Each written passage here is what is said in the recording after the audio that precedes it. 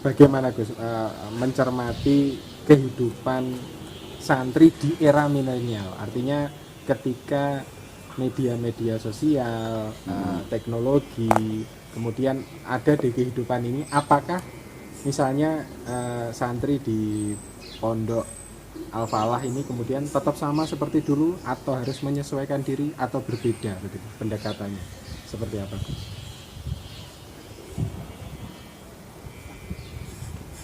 Maksudnya terkait apa? Terkait bagaimana kita ini harus tidak gagap terkait hidup di era teknologi. Iya betul. Artinya kan bagaimana santri itu tidak gagap melihat situasi yang ada. Sebetulnya kan itu. Nggih, kalau kayak gitu kayak saya pikir di pondok salaf nggih kados Lirboyo, kayak yang tadi saya sebutkan kayak Kerjo, kayak Sarang, kayak Ploso. Ini kan masih salaf sifatnya apa nggih? Bukan salafi loh nggih. Kayak kuno, metodenya metode kuno. Tapi sekuno-kunonya tetap diminta untuk tidak gagap menghadapi situasi saat ini, dan kita ini hanya mengarahkan bagaimana ketika anak-anak itu pada saatnya nanti megang itu semua, itu mereka gunakan dengan sebaik-baiknya. Ya kita sangat berharap teman-teman kayak gini yang sudah senior semacam ini pegang. Teknologi itu pegang, ya media-media sosial. Isi ojo gak ngawak iya. Angger mlebu dunia media sosial isimu dagangan tok ae wis gak ono dakwahe belas ya wis. Tapi yo gak apa-apa, apik ae, gak masalah. Apik daripada isimu mek nyalahne wong tok ya wah apik. Penting mereka tahu itu penting. Yang penting dasar dulu Mas ya. Yang penting mereka semua tahu dasar dulu. Tahu dasar artinya kita ini kan sebelum masuk rumah orang, kita harus paling tidak kan kita sudah ngerti lah, oh rumah orang itu atau orang yang ada di dalam rumah itu sukanya begini. Di sana itu yang nggak etis seperti ini, yang etis seperti ini itu dikenali dulu, dipahami dulu. Sebelum kita terjun itu kita ilmunya harus, pokoknya ilmu lah Mas, pokoknya ngaji dulu, anak-anak ngaji dulu, yang masih muda-muda itu santri-santri ngaji dulu, setelah itu baru kemudian terjun di dunia semacam itu. Aja sampai kesusu, wong apa-apa wis mlebu rono, wis kadung keceluk Gus, keceluk Kiai, teloham gak jelas. Iya, jangan diisi dulu. Harus punya cita-cita yang luar biasa, harapan-harapan yang luar biasa. Apa gitu? Cara beberapa waktu yang lalu, mungkin 2 hari atau 3 hari yang lalu bulan itu Mersani foto Gus Dur maksud saya, membaca di satu pojok Masjid Istiqlal ya, baca.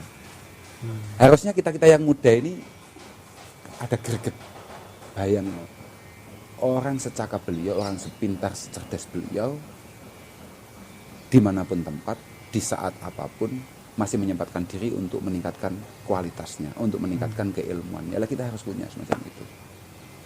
Dan ketika sudah waktunya, kemudian beliau terjun di dunia yang luar biasa, dan beliau sangat mewarnai itu. Jangan sampai awake dhewe mlebu tok tapi gak ono warnane belas. Nah ini. Jangan sampai kemudian ada media sosial atau apa kita hanya ikut, hanya punya tapi tidak ada warna. Ini malah enggak menarik sama sekali. Artinya tidak boleh gagap, tapi juga tidak boleh los-losan gitu Gus ya. Artinya los-losan itu tidak tahu apa-apa, tapi tiba-tiba bermedia sosial, macam-macam itu. Yes, pokoknya angger-angger itu harus dipegang betul. Harus dipegang betul. Ya sama saja, kan media sosial sebetulnya nggak jauh beda dengan media kita. Sosial kita di media di dunia maya itu kan pada dasarnya kan nggak jauh beda dengan seharusnya loh. Bagaimana cara kita, etika kita menyampaikan sesuatu itu harusnya itu sama saja dengan ketika kita berhadapan begini. Artinya awakmu iki wani ngelokne wong nalika awakmu iku ning Facebook misalnya atau di media sosial yang lain, di Instagram atau apa. Harusnya kamu di depannya juga harus ngomong. Kamu itu keliru, kamu itu kenapa begitu? Kafir misalnya loh. Ya harus begitu. Kemudian diskusi yang baik. Ojo alok tok, sisi mana yang membuat kamu mengatakan seperti itu? Kalau kita bisa menjelaskan dengan baik atau orang yang diajak ngomong bisa menjelaskan, ya harus kita terima. Jangan tidak kita terima, sudah dijelaskan nggak diterima. Kuwi jane ngilek, ini apa hasud? Iya. Kalau memang hujahnya itu qawiyah, kalau memang dalilnya itu mu'tabar, ya harus diterima. Jangan sampai kita ini punya watak, loh, kalau saya tidak suka sama kamu, jadi kamu ngomong apa saja salah. Wah, ya tidak bisa seperti itu. Itu namanya sudah fa'ina aina sukhti tubdil masawi, kan ada siiran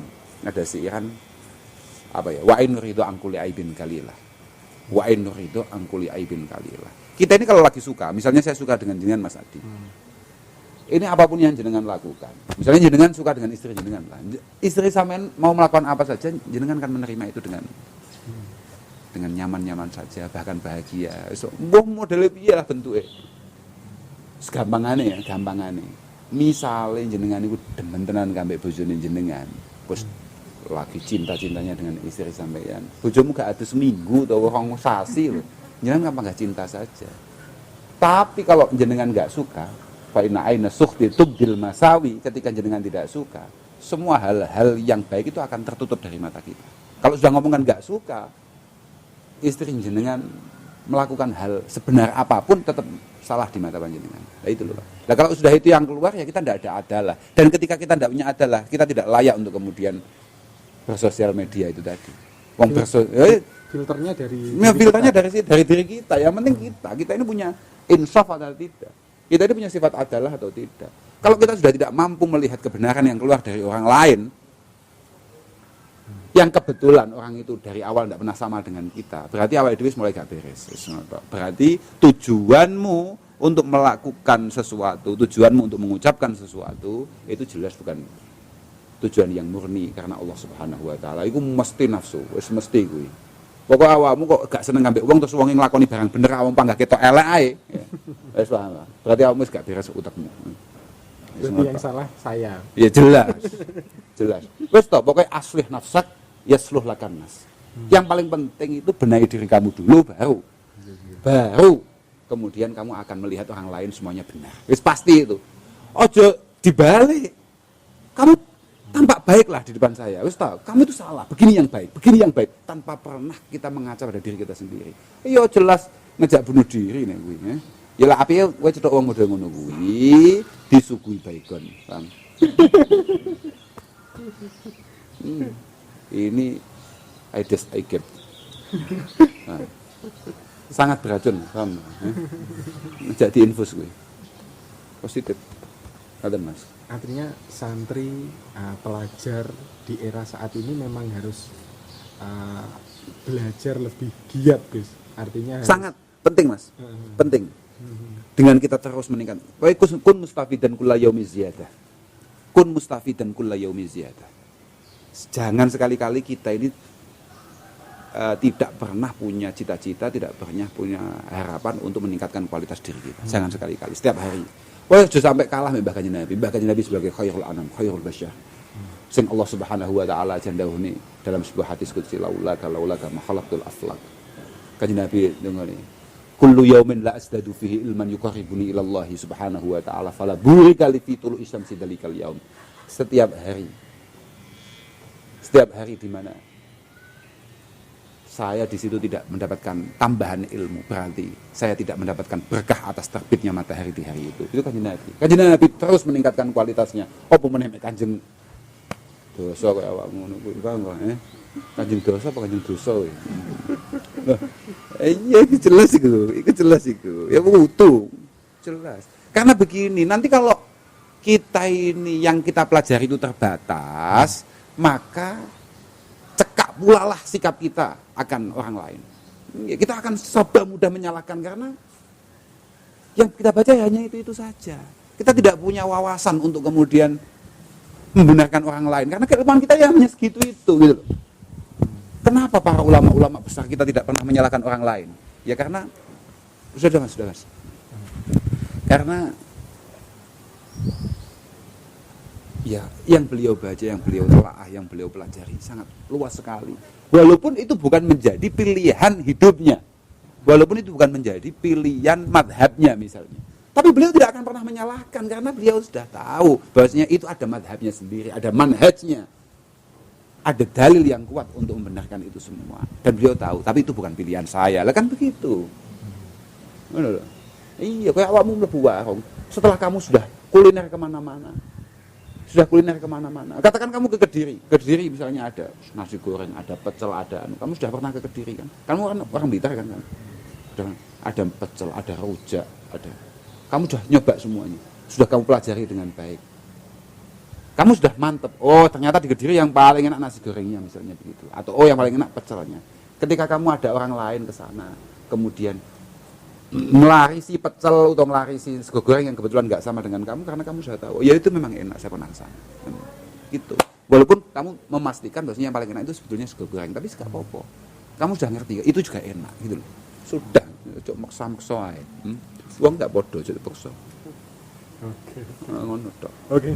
Terima kasih Gus Kata. Siap. Ini sudah 3 tema kita bahas. Matur suwun. Sami. Saya mohon maaf. Karena ini memang bukan keahlian kita, jadi kita mohon maaf. Kira kalau hanya sekedar jagongan nggih ngatasi kula. Ini jagongan tok maksudnya, tapi tidak ada isinya, enggak jelas. Yang penting. Terima kasih Gus Kata. Siap. Assalamualaikum warahmatullahi wabarakatuh. Waalaikumsalam warahmatullahi wabarakatuh. Jangan lupa like, komen, dan subscribe channel ini. Radar Kediri TV selalu dinanti.